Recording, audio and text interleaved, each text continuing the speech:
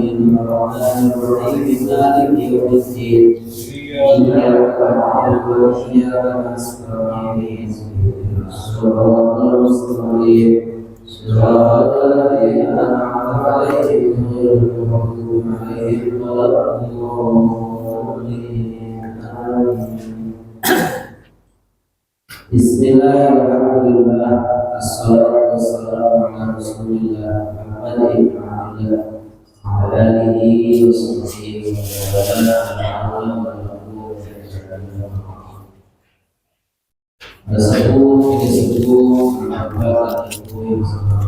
Alhamdulillah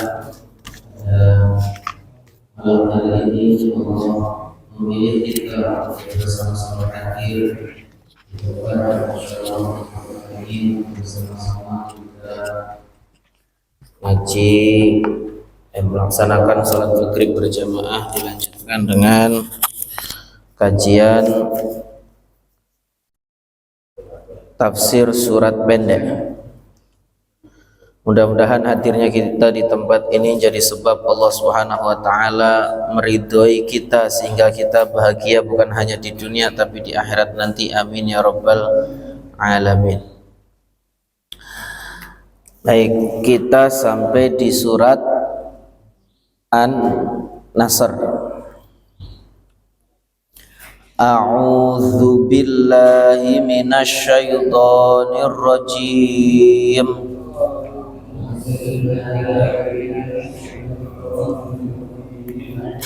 Bismillahirrahmanirrahim.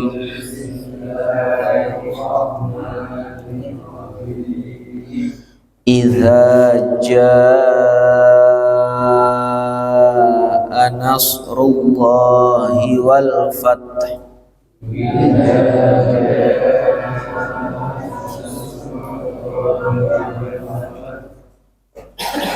wa ra'aitan nasa yadkhuluna fi dinillahi afwaja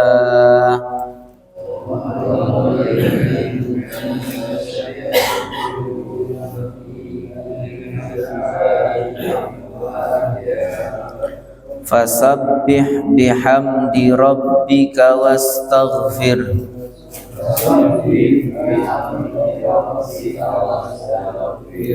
innahu kana tawwaba.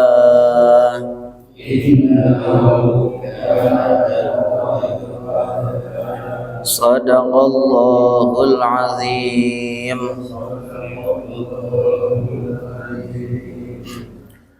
Bismillahirrahmanirrahim. Surat An-Nasr.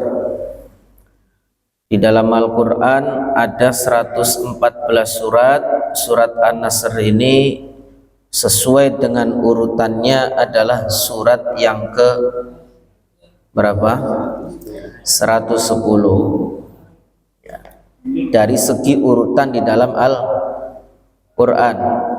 Kalau dari segi turunnya ulama berbeda pendapat.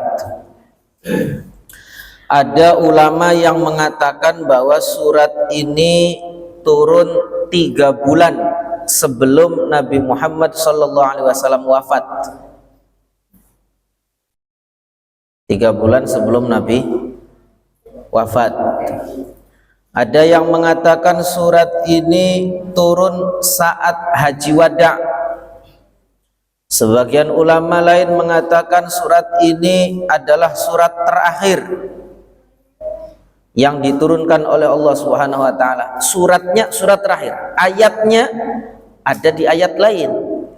Tapi suratnya ada ulama mengatakan ini surat terakhir. Misalnya surat Al-Baqarah panjang sekali. Nanti tidak berurutan semua surat Al-Baqarah turun satu gelondong kan? Tidak. Ada lagi yang mengatakan surat ini adalah surat ke-103 yang diturunkan oleh Allah Subhanahu wa taala. Maknanya surat ini bukan wahyu terakhir. Ya. Ada yang mengatakan wahyu terakhirnya adalah ayat lain di surat lain. Tapi semua ulama sepakat bahwa surat ini adalah surat Al-Madaniyah. Ini salah nih, ini Quran ini surat An-Nasr Makiyah, salah. Surat Al-Madaniyah, surat Madaniyah, maksudnya surat Madaniyah, bukan surat Makiyah.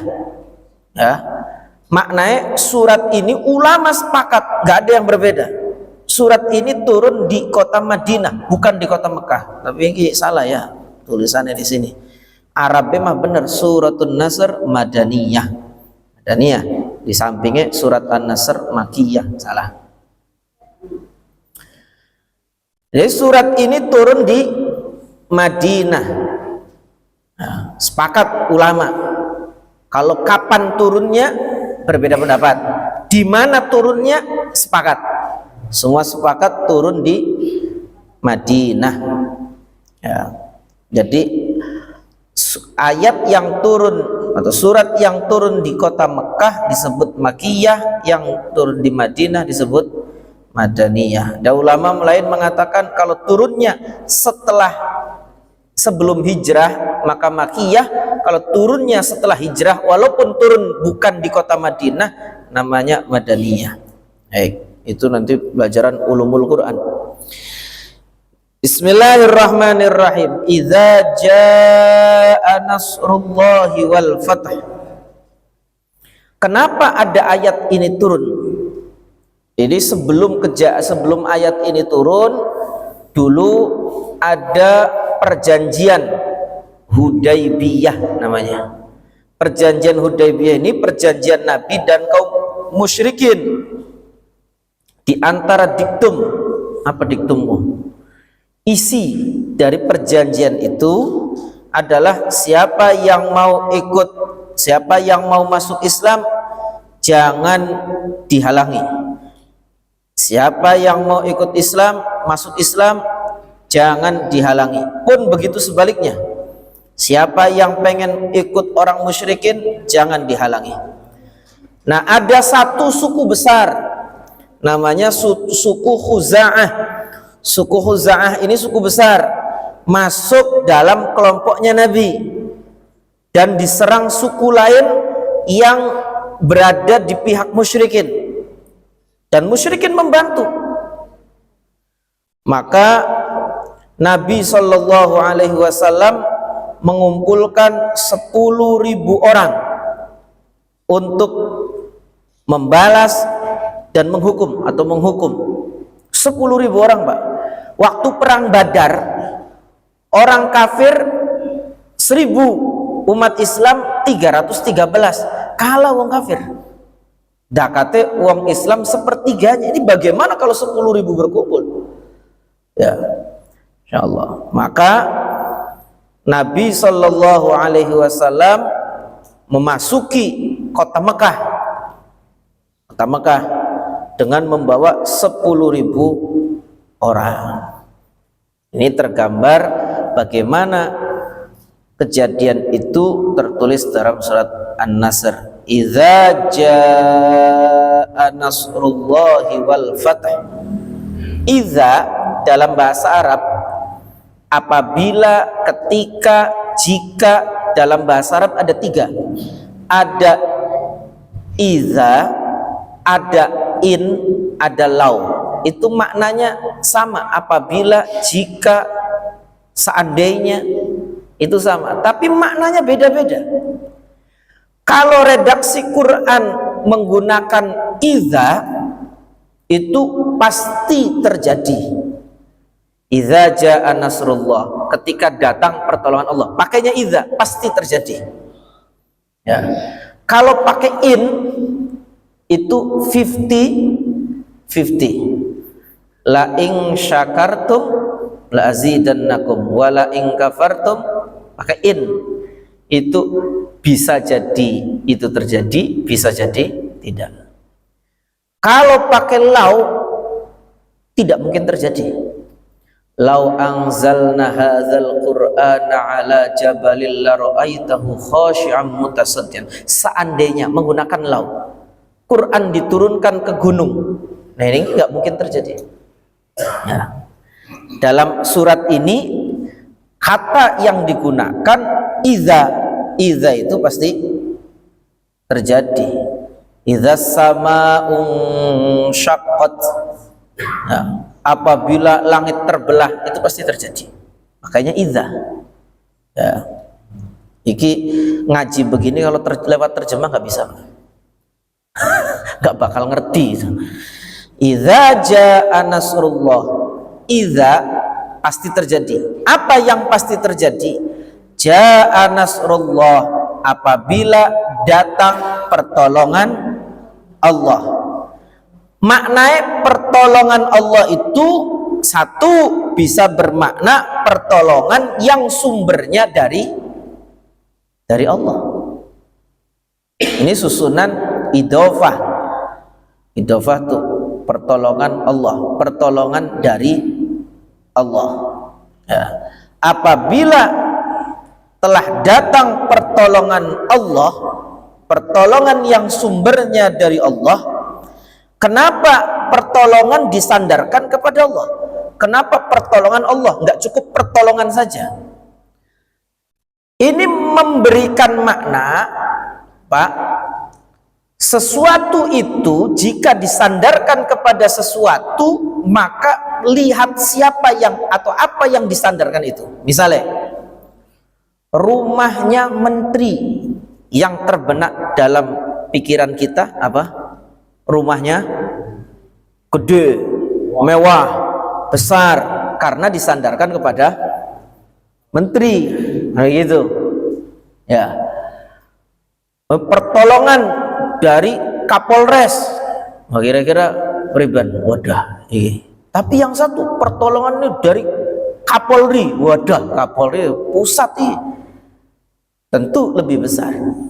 Nah, kalau pertolongan itu disandarkan kepada Allah, maka pertolongan itu mengandung makna sangat besar, pertolongannya sangat menonjol dan bukan pertolongan yang biasa. Paham maksudnya? Kalau Allah yang nolong bukan biasa.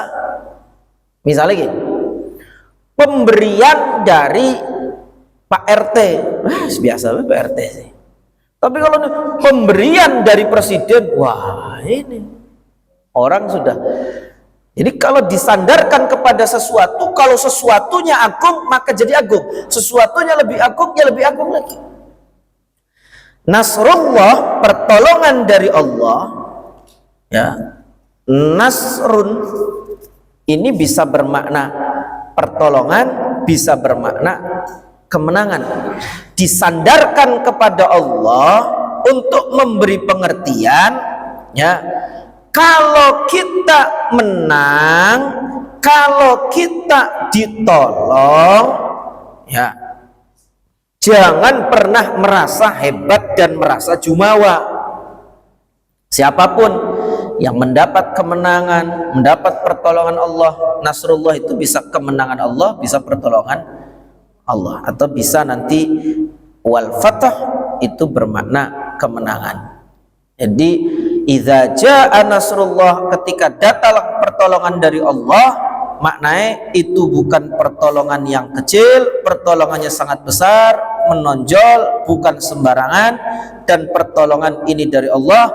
Maka jangan merasa hebat dan jumawa, jangan merasa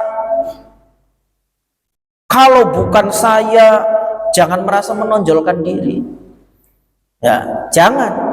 Sama seperti kemerdekaan kita ini atas berkat rahmat Allah. Tunjukkan Allahnya dulu. Ini memberi pengertian nih. Kita ini Pak sering dalam kehidupan, ketika kita melakukan usaha, kita melakukan satu upaya kemudian berhasil, oh itu karena sayanya teliti, karena sayanya hebat, karena sayanya pinter, karena sayanya. Lah kalau nggak pakai pertolongan Allah, linglung kita ini. Contoh misalnya ya, ini contoh yang sederhana. Ada anak sekolah ujian nasional. Sekarang ujian nasionalnya nggak pakai silang-silang Pak, pakainya buletan di apa deh? Di gur-gur, di apa, di temi-temi, insya Allah. Itu sepinter apapun dia, kalau nggak dapat pertolongan Allah, itu bisa salah bunderi, Pak. Harusnya nomor 2 dimasukin nomor 3, salah kabeh mang sore. Walaupun jawabannya benar. Jadi segimanapun, walaupun sehebat apapun, semaksimal apapun ibadah kita, jangan kita kemudian merasa sombong, merasa jumawa, merasa keberhasilan itu adalah hanya bersumber dari diri kita. Sumbernya itu dari Allah, hakikatnya dari Allah. Paham maksudnya? Ya, idza jaa nasrullah, ketika datang pertolongan Allah, wal fatah. Fatah itu maknanya fataha, membuka atau terbuka. Terbuka itu lawannya tertutup.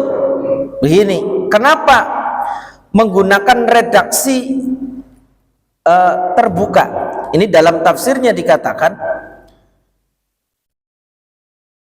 kenapa ayat ini menggunakan wal fatah, terbuka, terbukanya kota Mekah, terbuka. Kenapa? Karena tidak akan terbuka kalau semulanya belum terbuka. Bisanya terbuka karena semula tertutup. Kenapa tadinya tertutup? Begini, Pak, jika satu kota, satu daerah, ya, pengen diserang musuh, kira-kira biar musuhnya nggak masuk, diapain? Ditutup. Wes mengenen. Iki ana wadah, isi makanan, biar nggak dimakan tikus, diapain? Ditutup. Ya. Tapi kalau tikusnya bisa membuka, berarti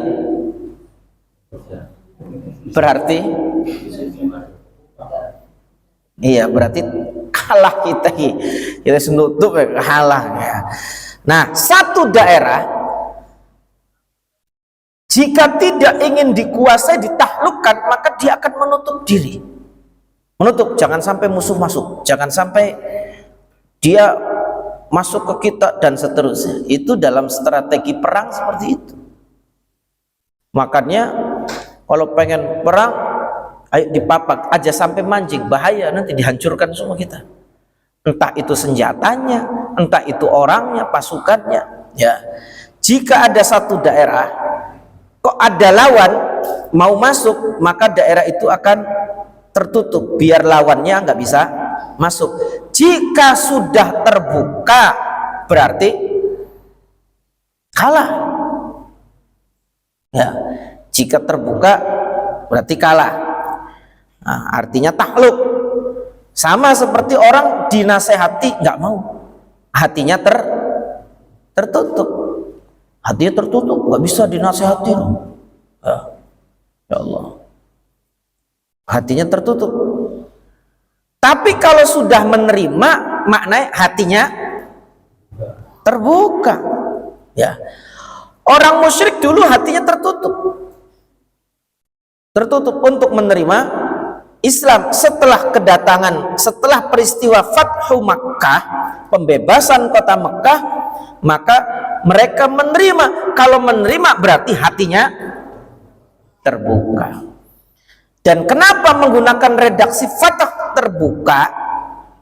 Ya, maknanya terbuka itu mengalahkan musuh dan menguasainya. Ada orang mengalahkan musuh tapi nggak bisa menguasai.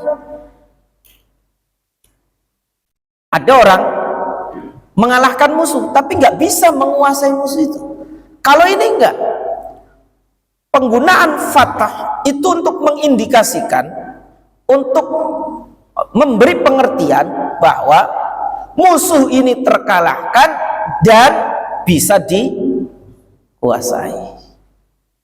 Toples anak isinya apa misalnya? Deng-deng, rendang, tutup, dibuka ning tikus, wah kebuka, ya wis berarti dendengnya dipangan tikus, buka. Itu gambaran sederhananya. Idza jaa nasrullahi wal fath wa ra'aitanna sayadkhulun Nah, wa ra'aitan nasa yadkhuluna fi dinillahi afwaja, dan apabila engkau melihat manusia datang berduyun-duyun, berbondong-bondong masuk kepada agama Allah. Agama Allah itu agama Islam. Innad dina indallahil Islam. Dan Nabi Ibrahim agama Islam. Wa ana minal muslimin wa ma ana minal musyrikin wa ana minal muslimin. Aku termasuk orang muslim. Wa tawaffani musliman. Istilah muslim sudah ada, dan agama yang diturunkan oleh Allah adalah agama Islam. Innad dina indallahi Islam. Innad dina indallahi Islam. Sungguhnya agama yang diridhai oleh Allah adalah agama Islam. Ya, agama para nabi-nabi terdahulu itu agamanya Islam. Walaupun Islam sebagai satu ajaran, nama dan ajaran itu datang berbarengan dengan munculnya, lahirnya Nabi Muhammad sallallahu alaihi wasallam. Islam sebagai satu nama dan satu ajaran, satu paket. Ya. Wa ra'aitan nasa yadkhuluna fi dinillahi afwaja, dan apabila engkau lihat manusia datang berduyun-duyun masuk ke agama Islam. Nah, jadi begini Pak, penduduk Mekah itu sangat menghormati Ka'bah, mengagungkan, menghormati, memuliakan Ka'bah, sampai punya anggapan begini, karena mulianya Ka'bah, apapun kalau di sekitar Ka'bah dan tidak terjadi apa-apa, ya berarti itu diridhai oleh Tuhan.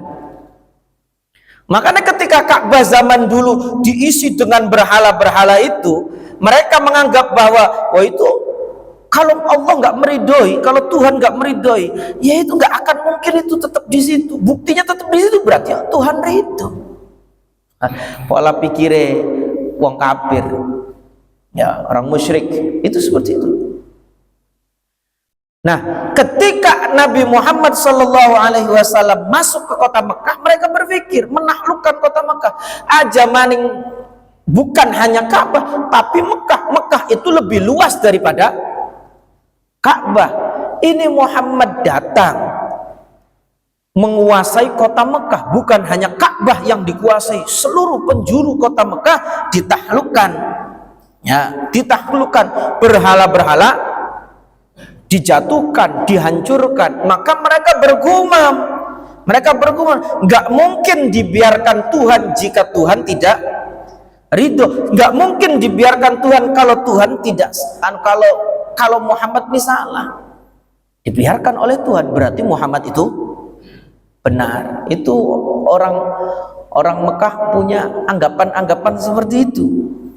Maka itulah diantara faktor yang menyebabkan kemudian mereka berbondong-bondong untuk masuk Islam. Faktor berikutnya yang menyebabkan orang-orang berbondong-bondong masuk Islam adalah mereka sudah kenal Nabi Muhammad sebelum hijrah ke Madinah. Mereka sudah ketemu Nabi Muhammad. Bahkan Nabi Muhammad digelari satu gelar yang tidak diberikan, tidak disandang oleh orang lain, yaitu gelar Al-Amin, yaitu orang yang dapat dipercaya. Ya, hari kula karo sampean dipercaya apa? Pret. Insyaallah. Godaannya luar biasa kita ini. Goda masalah uang, masalah tahta, masalah wanita. Kuat masalah uang, wanita belum tentu kuat. Wanita kuat, tahta belum tentu kuat. Tahta kuat, wanita kuat, uangnya tergoda. Wah, repot ini. Nah, kita nggak bisa, ya susah. Ngomongan Bible bisa dipercaya aja. Singkin ngomongnya 10%, nyampe ke sana jadi 60%, kadang-kadang sampai 150% nambah. Namun beli nambah ya kurang. Ini repot. Nabi Muhammad enggak. Nabi Muhammad sudah dikenal penduduk Mekah sebagai orang yang bisa dipercaya. Ketika kembali menaklukkan kota Mekah, Nabi Muhammad SAW saat berkuasa beliau tetap santun, Saat masuk ke kota Mekah menjadi pemimpin, penguasa, tetap santun, pemaaf, tidak zalim, tidak menumpas, tidak menumpahkan darah, tidak caci maki, rendah hati. Bahkan dalam satu riwayat ketika Nabi memasuki kota Mekah pembebasan itu, Nabi Muhammad menunduk sebagai bentuk tawadunya sampai janggutnya ini nempel ke punuknya onta. Kalau kita kan enggak, ketika menang membusungkan dada.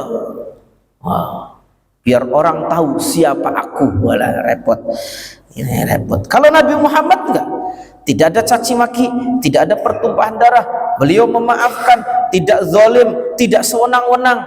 Maka sikap Nabi Muhammad yang seperti itu mengundang simpati. Akhirnya orang berbondong-bondong masuk Islam. Apa? Ada ayat gimana? Walau kunta fazzan ghalizal qalbi lang faddu min haulik. Muhammad, kalau kamu ngomongnya kasar, hatinya kasar, itu orang akan menjauh, berpaling dari Muhammad. Padahal Nabi Muhammad wajahnya tampan. Nabi Muhammad yang wajahnya tampan saja, kalau Nabi Muhammad itu kasar, ya, tidak berbelas kasihan, orang akan menjauh. Apalagi kita sing wajah, ya ampun, gitu. Ya, ini penting. Nah, wa ra'aitan nasa yadkhuluna fi dinillahi afwaja, dan apabila engkau lihat manusia datang berduyun-duyun masuk Islam. Apakah setelah penaklukan kota Mekah lalu kemudian orang berduyun-duyun masuk Islam? Kemudian ini penjelasan ulama, ada yang mengatakan sebagian masuk Islam saat itu, tapi kebanyakan orang berduyun-duyun, delegasi banyak orang, ya, masuk Islam itu di tahun 9. Nabi Muhammad menaklukkan kota Mekah, Fathu Mekah tahun 8 Hijriah, bulan Ramadan. Ramadan itu bulan ke-9. Ini tahun ke-9-nya, Ramadan, Syawal, Dzulqa'dah, Dzulhijjah. 3 bulan Muharram sudah masuk ke tahun ke-9. Di tahun ke-9 ini banyak delegasi berdatangan. Delegasi masuk Islam dari suku ini, daerah ini pada masuk Islam. Nabi Muhammad SAW menyaksikan itu, ya, dan Nabi tidak wafat, dikatakan hingga Jazirah Arab sampai Yaman itu masuk Islam, banyak Islamnya, ya. Tapi ketika ayat ini turun, yadkhuluna fi dinillahi afwaja wa ra'aitan nasa yadkhuluna fi dinillahi afwaja, ketika kamu melihat orang pada berbondong-bondong masuk Islam, para sahabat pada senang. Wah, senang, bergembira, bertakbir mereka. Allahu Akbar, alhamdulillah, Allahu Akbar. Sayyidina Abu Bakar nangis. Sayyidina Abu Bakar nangis. Maka dikatakan, kenapa nangis? Yang lain senang, umat Islam menang ini, orang pada masuk Islam, Mekah bisa ditaklukkan, senang. Sayyidina Abu Bakar nangis. Kata beliau, tugasnya Nabi itu adalah menyampaikan risalah, menyampaikan ajaran. Kalau ajarannya sudah diterima, orang berbondong-bondong sudah masuk Islam, berarti tugasnya selesai. Kalau tugasnya selesai, Nabi akan pulang, Nabi akan kembali, Nabi akan wafat. Maka ketika ada dalam satu riwayat ditanya, ya Rasulullah, ini menunjukkan bahwa engkau sebentar lagi akan kembali kepada Allah. Benar, benar. Sayyidina Abu Bakar ini manusia cerdas. Saat Nabi berpidato menjelang wafatnya beliau, kata Nabi, ada seorang hamba diberi pilihan oleh Allah, dia diberi pilihan memilih dunia atau memilih akhirat, maka hamba itu memilih akhirat. Maka sahabat nggak ada yang tapi Sayyidina Abu Bakar nangis. Maksudnya hamba itu adalah Nabi Muhammad sendiri, memilih akhirat, maknanya Nabi Muhammad lebih memilih pulang kembali kepada Allah Subhanahu wa ta'ala, ya. Nah, ini penting. Wa ra'aitan nasa yadkhuluna fi dinillahi afwaja fasabbih. Jadi ayat kedua, Ini bicara tentang banyak orang Islam, orang-orang masuk Islam, dan kecerdasan Sayyidina Abu Bakar bisa menangkap apa yang ada di balik kejadian itu. Jadi wong cerdasku ngerti apa ki? Ketika ada fenomena demo, ada apa nih? Bukan hanya yang dilihat demonya saja, dilihat ada apa nih? Apa tujuannya nih? Arahnya kemana nih? Itu bisa menangkap. Orang cerdas cukup pakai isyarat. Lampu kuning, hati-hati. Merah, berhenti. Hijau, jalan. Ya, arahnya cerdas. Isyarat, paham. Bocah zaman kini beli zaman ini nggak isyarat, diomongi orang paham. Merah ku mandek, abang ku mandek nerobos. Misalnya itu isyarat. Sayyidina Abu Bakar As-Siddiq ini cerdas. Turun wara'aitan nas yadkhuluna fi dinillahi afwaja. Ini adalah satu kemenangan yang harus disyukuri, tapi ini pertanda bahwa Nabi Muhammad akan kembali. Ya. Fasabbih bihamdi rabbika wastaghfir. Fasabbih, maka bertasbihlah. Maknanya sabbaha. Fasabbih, sabbih itu sabbahaku maknanya berenang. Makna asli berenang. Renang itu menjauh dari posisi asli. Arane renang. Apa ningkono barane kelelep. Ya, fasabbih makna asli berenang, menjauh. Maknanya jauhkan Allah dari segala sifat kekurangan. Fasabbih, jauhkan dari Allah segala sifat yang kurang, yang tercela, yang tidak layak bagi Allah. Jauhkan. Itu jauhkan. Fasabbih. Nah, apa yang dijauhkan dari Allah tadi? Sifat kekurangan. Di antara Allah ini nggak adil. Itu jauhkan dari prasangka kita begitu. Allah nggak adil. Kenapa seperti ini? Allah itu jahat. Allah itu tidak baik. Allah itu tegaan sekali. Allah itu, penyandaran kepada sifat-sifat buruk kepada Allah, ya, menyandarkan sifat-sifat buruk kepada Allah itu jauhkan Allah dari sifat-sifat buruk. Maknanya sucikan Allah. Sucikan, tasbih maknanya menyucikan, tapi asal katanya adalah dari berenang. Sucikan Allah dari semua sifat buruk, karena semua sifat buruk tidak layak disandingkan kepada Allah Subhanahu wa ta'ala. Maknanya fasabbih. Kenapa ayat ini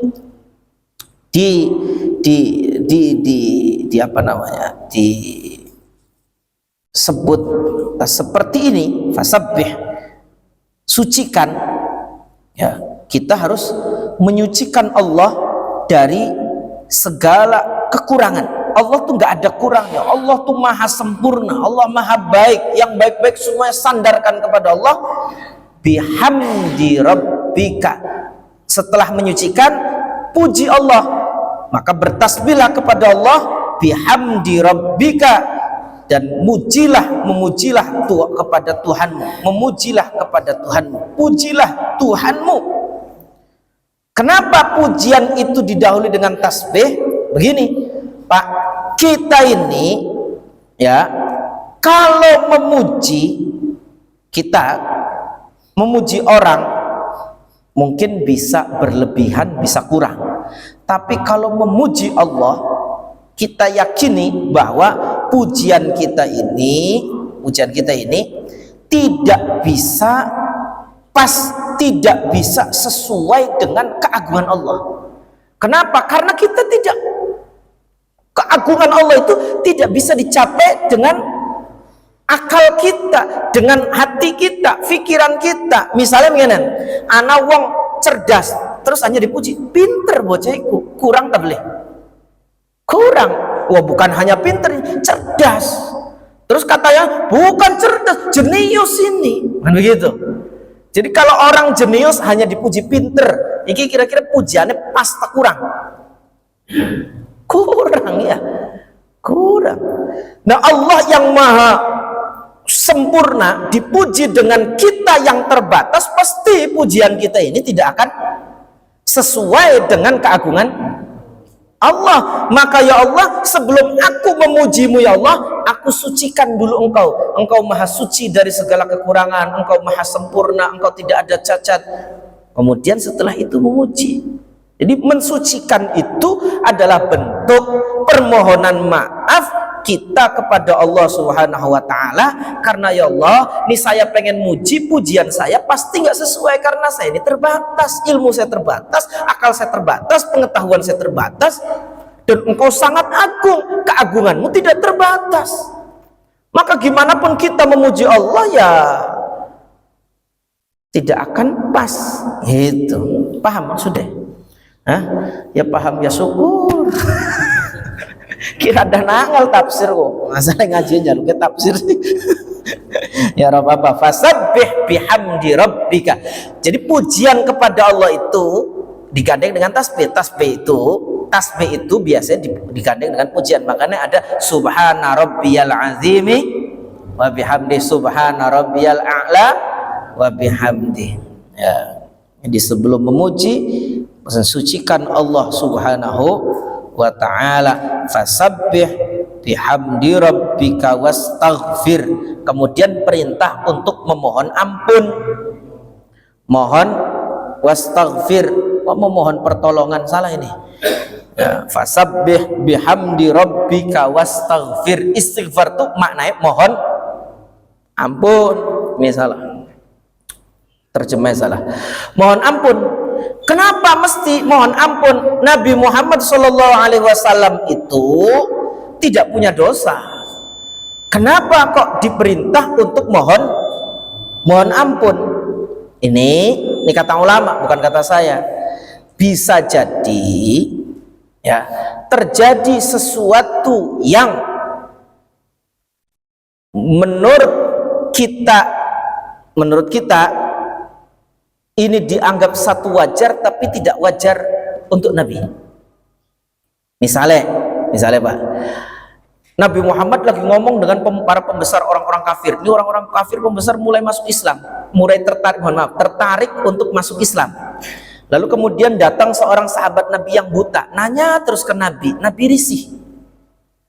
Maksud Nabi ini kalau pembesar ini sudah masuk Islam, wah ya yang lain akan masuk Islam. Tapi ini ganggu. Sedangkan nih para pembesar ini gengsi, nggak mau deket-deket orang ini. Maka Nabi saat itu menyayangkan, kenapa kok bermuka masam Nabi ini? Ya, kok datangnya itu nanya, ngepasi gitu loh. Lah menurut kita sih nggak salah buat kita, tapi bagi Nabi bisa jadi ada hal-hal yang kurang wajar, ya, yang kurang wajar ditinjau dari sisi beliau sebagai manusia yang mulia. Bisa jadi saat Nabi Muhammad SAW susah payah di Mekah, diusir, diludahi, dilempar batu, Nabi Muhammad terbetik dalam hatinya, kapan pertolongan Allah ini? Kapan ini saya menang ini? Kapan ini umat Islam jaya ini? Sampai kapan ini menderita ini? Nah, pertanyaan-pertanyaan yang seperti itu. Nih kata ulama, bisa jadi saat terjadi kemenangan ada sesuatu yang tidak patut, atau Nabi Muhammad merasa saya ini nggak patut untuk mendapatkan ini. Wong saya ini kurang ngabdinya, kurang dalam melaksanakan tugas. Ya, Nabi Muhammad itu merasa kurang terus, kurang sholatnya, kurang ibadahnya, merasa kurang. Kalau kita merasa luwi terus padahal sholatnya gelambiar. Ya Allah. Lah maka kemudian perintah, ya kalau seperti itu mohonlah ampun kepada Allah Subhanahu wa ta'ala. Istighfar itu apa? Ini waktunya tidak cukup nih, masih ya insyaallah part 2 sanan bae. Wallahu a'lam bissawab. Allahumma rahamna waj'alhu lana imaman wa nuran wa hudan wa rahmah. Allahumma ma dzakirna minhu ma nasina wa 'allimna minhu ma jahilna warzuqna tilawatahu ana al-laili wa atraf faj'alhu lana hujjah ya rabbal alamin. Ila hadratin nabil mustafa rasulillah sayyidina maulana muhammadin sallallahu jamil anbiya wal awliya syahid salihin ila ruhi amwatil muslimin ammah khususan ila ruhil marhumin wal marhumat. Ayo Pak, keluarga yang sudah meninggal disebut Kiai Qasim Muqawi wa Syekh Surat Mudari wa Habib Munzir bin Wadiyatul Rahman Al-Musaki Abdul Karim Isamuddinnya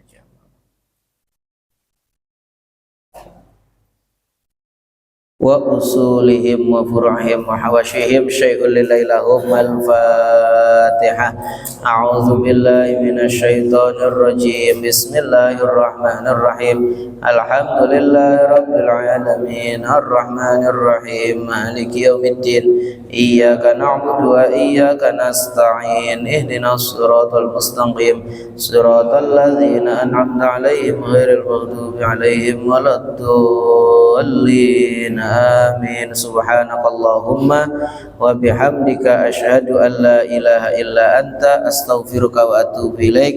Wa sallallahu ala sayyidina Muhammadin wa alihi washabbihi wasallam. Alhamdulillahi rabbil alamin. Assalamualaikum warahmatullahi wabarakatuh. Waalaikumsalam.